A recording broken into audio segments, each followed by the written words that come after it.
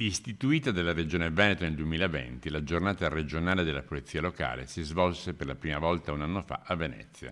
Quest'anno, sempre il 20 gennaio, in concomitanza con San Sebastiano, che di questi uomini in divisa è il patrono, tocca, seguendo l'ordine alfabetico dei capoluoghi veneti, proprio a Belluno. È importante per poter ritrovarci e per poter evidenziare il ruolo che abbiamo nella città. Una festa che è anche occasione di fare qualche bilancio. Vedi un aumento del 20% degli incidenti, ma una notevole riduzione delle contravvenzioni elevate, scese da oltre 18.000 a quasi 13.000, forse anche perché l'autovelox di Levego è ormai ben noto agli automobilisti e se nel 2021 aveva fatto scattare circa 10.000 sanzioni, nel 2022 le stesse sono scese a 6.000.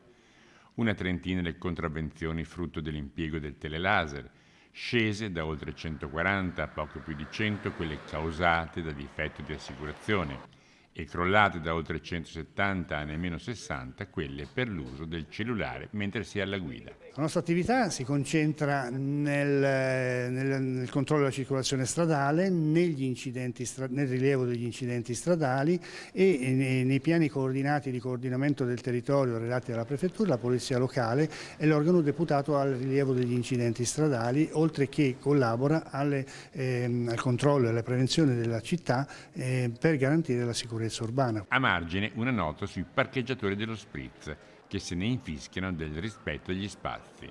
Nelle ore di punta la polizia locale vigilerà nelle aree centrali facendo capire che Lambioi e Piazza Piloni sono e restano ottime alternative al rischio di una multa per divieto di sosta.